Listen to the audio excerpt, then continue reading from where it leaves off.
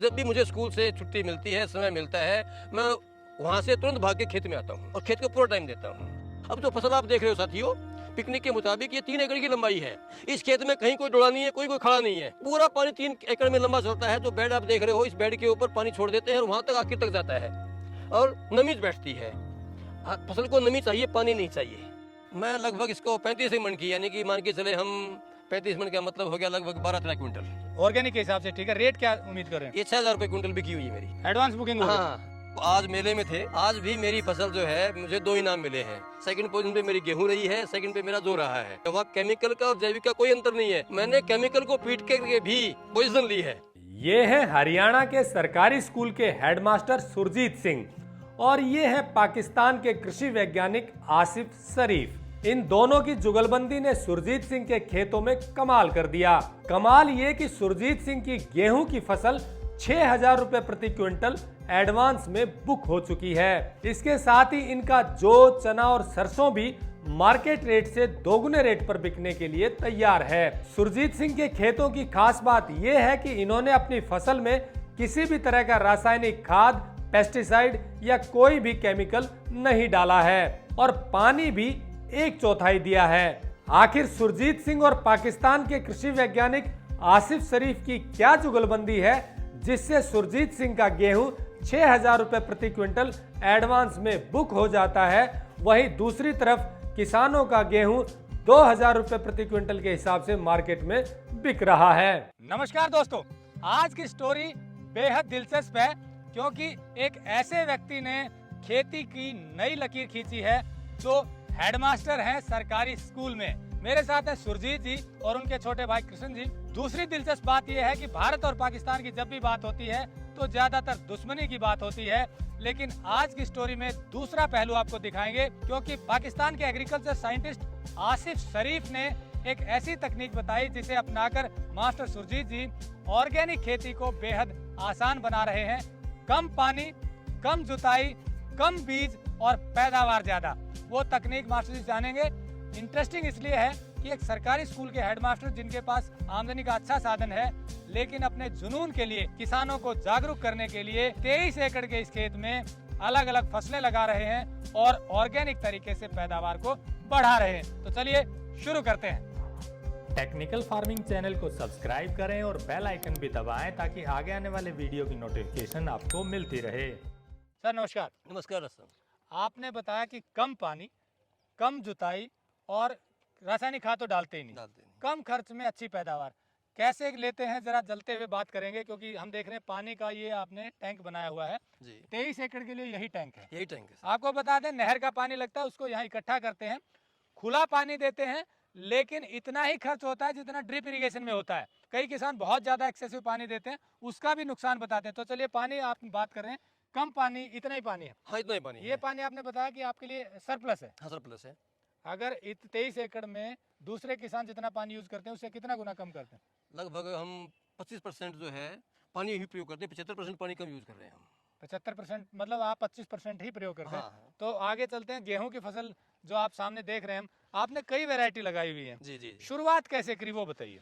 मैंने जी अपने खाने के लिए 8-10 साल पहले सन 2013 में जैविक खेती शुरू की 1 एकड़ से। अच्छा। उसके बाद साथियों को मेरा खाना पसंद आया। हम साथी, मैं अध्यापक हूँ, इकट्ठा बैठ के खाते हैं आधी छुट्टी में। तब मेरी रोटियां स्वाद लगती थी। वहाँ वो मेरे ग्राहक बने थे। गेहूँ कौन सी है, क्या करते हो, कौन सी? मैंने उनको बताया भी जैविक है, रसायन का यूज नहीं करता मैं। तो उनका हमें भी दे दो। उस तरह से मेरे ग्राहक बढ़े। तो उनके ग्राहकी को देखते हुए मैंने अपनी कल्टीवेशन का या जो है गेहूं का इलाका बढ़ाता चला गया मेरा का। और 1 से 2 एकड़, 2 से 4 एकड़, 4 एकड़ से मैं 16 एकड़ और 16 एकड़ से मैं 23 एकड़ पे आया हूँ। मतलब ये जहाँ खड़े हैं ये 23 एकड़ का पैच है। इसमें कितने एकड़ में गेहूं लगा हुआ है? इसमें लगभग 9 एकड़ में गेहूं लगा हुआ है और 8-9 ही वैरायटियां हैं। अब ये जो गेहूं आप सामने लगा हुआ है जी, इसकी तकनीक बताइए, क्योंकि ये आपने बताया कि कोई रासायनिक खाद इसमें नहीं जी है। नहीं। न तो यूरिया, न डीएपी, न कोई ग्रोथ प्रमोटर जी। लेकिन इस फसल को देखकर लग रहा है कि इसमें शायद यूरिया, डीएपी डाला गया हो, लेकिन आप कह रहे हैं कि बिल्कुल नहीं डाला और आपका जो ट्रैक है उसके हिसाब से आप पे फॉलो भी करें। तो क्या तरीका अपना है शुरू से? मैं पहले जो है जैविक खेती जो अपने यहाँ के वैज्ञानिक बताते हैं उस ढंग से करता था, परंतु किसी साथी ने मुझे पिकनिक के बारे में बताया। उन्होंने ग्रुप में मुझे जोड़ने के लिए लिंक भेजा और मैं ग्रुप में जुड़ गया।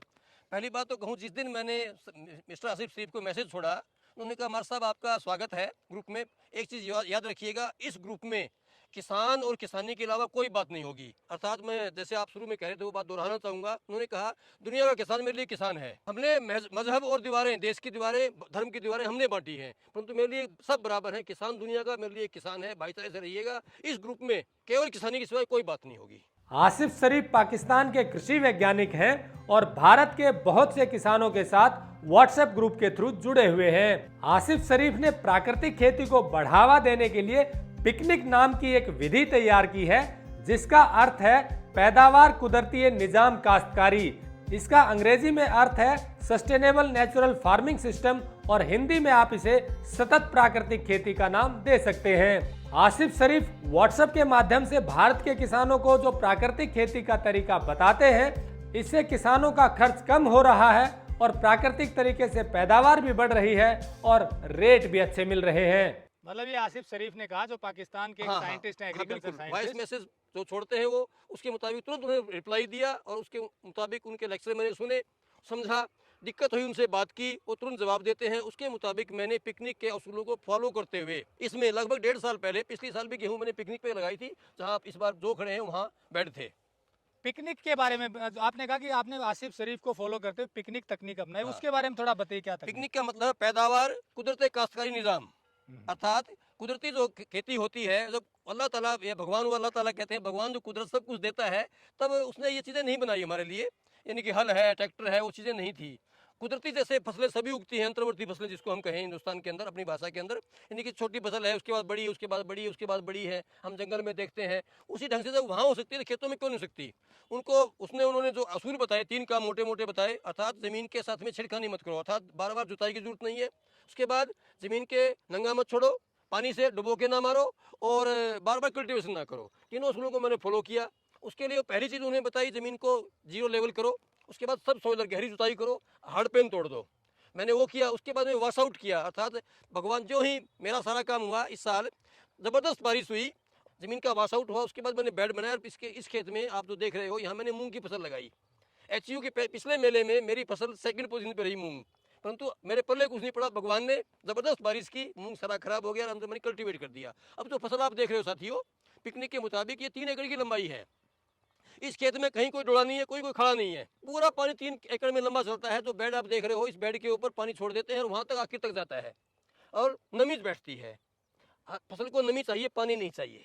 सबसे पहले आपने लैंड लेवलिंग करवाया, फिर गहरी जुताई की, उसके बाद मूंग की फसल आपने लगाई बेड पे। देसी खाद भी डाला गोबर का? नहीं, मूंग में नहीं डाला। मूंग में नहीं डाला। हाँ। उसके बाद मूंग कल्टीवेट करना पड़ेगा बारिश की वजह से।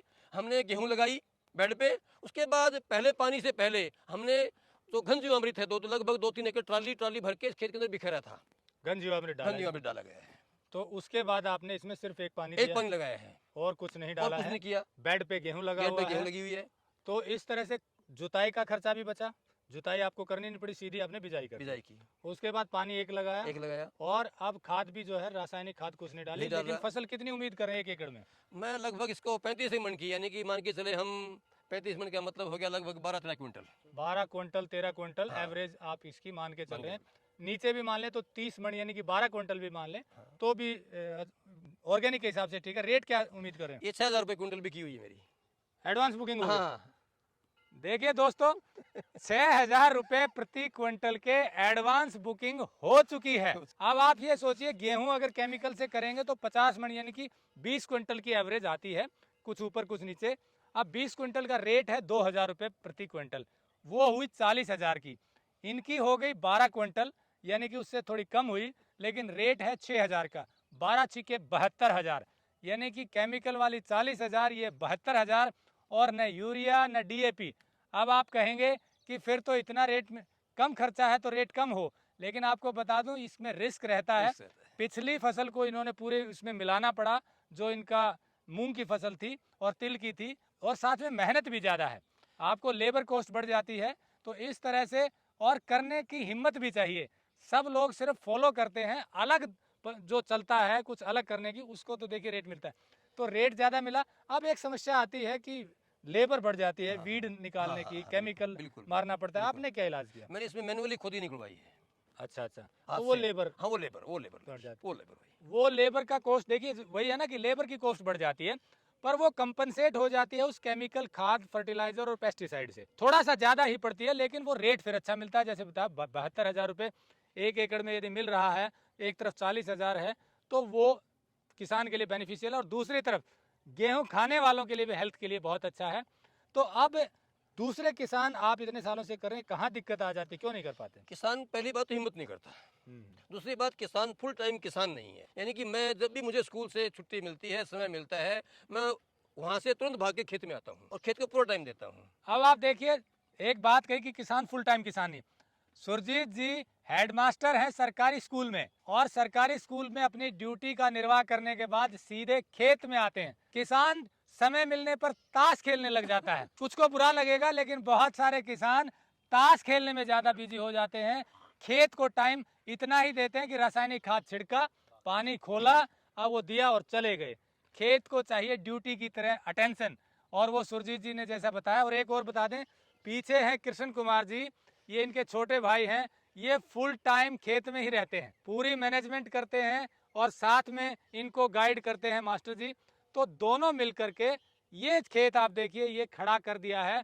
और उन सब के लिए उदाहरण है जो कहते हैं पानी की कमी है, संसाधन नहीं है, न जुताई की, न ज्यादा पानी दिया, पैदावार अच्छी ली। इस अच्छी पैदावार का एक कारण ये बताया कि जो मूंग की फसल थी वो इसमें ही मिला दी। फसल का जो एग्री वेस्ट है, रेजिड्यू है, वो इसमें ही मिलाना पड़ेगा। कई लोग नहीं मिलाते हैं, क्या फर्क पड़ रहा है उससे, आप बताइए। नहीं, वो लोग मिलाते नहीं, तो मुझे समझ में आता है कि मिलाते क्यों नहीं। वही तो लोग करते हैं कि जैसे अब सरसों ही है, सरसों का तूड़ा बेच दिया, तो कितने रुपए का बिका भाई? 2,000 का, 3,000 का। उसमें तो 2 कट्टे डीएपी के भी नहीं आते उनके, परंतु उन्हें बस एक मीठा लोभ लगा हुआ है। ये चीज़ उन्होंने समझा ही नहीं कि भाई तेरा तुझको अर्पण, जमीन को जो चीज़ हमें चाहिए वो ले लो। बाकी साथियों, मेरे किसान साथियों, नम्रता से निवेदन है, धरती माता का धरती माँ को वापस दे दो, वो हमें वापस लौटाएगी दुगना तिगना। देखिए बताया जैसा, उदाहरण के तौर पे मूंग की फसल का वेस्ट सारा इसमें मिलाया, उसी का असर देखिए गेहूं की फसल कितनी जबरदस्त हो गई। पिछले साल इन्होंने शुरुआत की तो गेहूं की फसल कम हुई, एवरेज आई 8 क्विंटल की, लेकिन अब ये बढ़ रही है और अगले साल और बढ़ेगी। ऑर्गेनिक कार्बन जैसे जैसे जमीन का बढ़ता जाएगा, पैदावार भी साथ में बढ़ेगी, माइक्रोब्स मल्टीप्लाई होंगे, और साथ में गोबर की खाद, एग्री वेस्ट मिलाते जाएंगे तो आपकी पैदावार बढ़ेगी। कोई जानकारी लेने हो, नंबर हमने दिया हुआ है। हमारी कोशिश है गुड एग्रीकल्चर प्रैक्टिस को बढ़ावा मिले, किसानों का खर्चा कम हो, आमदनी बढ़े, उसका तरीका मास्टर जी ने बताया। और कुछ कहना चाहते हैं आप? मैं कहना चाहूँगा साथियों, आज मेले में थे, आप मेले में मिले हैं। आज भी मेरी फसल जो है, मुझे 2 इनाम मिले हैं। सेकंड पोजीशन पे मेरी गेहूं रही है, सेकंड पे मेरा जो रहा है। पिछली बार जो है, पिछले मेले में मेरे खेत में 4 फसलें थी किसान साथियों, 3 में फर्स्ट पोजीशन पे था और एक में सेकंड पोजीशन पे था। परंतु वहाँ गधे घोड़े एक भाव में बिकते हैं, वहाँ केमिकल का और जैविक का कोई अंतर नहीं है। मैंने केमिकल को पीट करके भी पोजीशन ली है। आज भी 2 फसलों का इनाम लेके आया हूँ, मेरी सेकंड पोजीशन पे रही 2 फसलें। साथियों कहना चाहूँगा, हिम्मत करो, हिम्मत करके, जज्बा रख करके, एक दिल मजबूत करके आप जैविक कीजिएगा। अपने लिए थोड़े से शुरुआत करो, उसके बाद में रास्ता बनता चलेगा, आप आगे बढ़ते चलोगे और कामयाब होगे। इसके अलावा मैं कहना चाहूँगा कुलदीप जी, आपको कहना चाहूँगा, ये जो मेरा सपना है एग्रो टूरिज्म का, आप ये देख रहे हो मेरा खेत का बफर जोन, यहाँ सारों खेत की तरफ तो जाल लगा हुआ है, रास्ता खुला है। ये किसान वहाँ से विजिटर खेत देखने के लिए आएँ, इस पर घूमते हुए जाएं और एग्रो टूरिज्म के मुताबिक इसको देखें। दूसरा, जो साथी मेरे पड़ोसी भाई हैं, उनको मना नहीं कर सकता केमिकल से मैं, परंतु उनका केमिकल मेरे खेत में ना आए, उस लिहाज से मेरा ये रास्ता जो है बफर जोन का काम कर रहा है। तो साथियों हिम्मत कीजिएगा, करिएगा, सब कुछ होगा। बहुत बढ़िया बात की, हिम्मत करने की आवश्यकता है, और इसके लिए बस एक शुरुआत अगर करेंगे सही जानकारी लेकर। जानकारी का सही होना जरूरी नहीं तो घाटा भी हो सकता है। हाँ। इसीलिए हम मास्टर जी जैसे किसानों को आपसे मिलवाते हैं, ताकि आपको सही मार्गदर्शन मिले और आपका लाभ बढ़े। तो जैसा मास्टर जी ने कहा, पधारो हमारे खेत में, जैसा मास्टर जी ने कहा, पधारो हमारे खेत में। तो ऐसे किसानों के खेत को विजिट कीजिए और अपनी आमदनी बढ़ाइए। नमस्कार, जय हिंद। अगर आपको यह वीडियो पसंद आया है तो ज्यादा से ज्यादा लाइक और शेयर जरूर करें। साथ ही चैनल को सब्सक्राइब करना ना भूलें।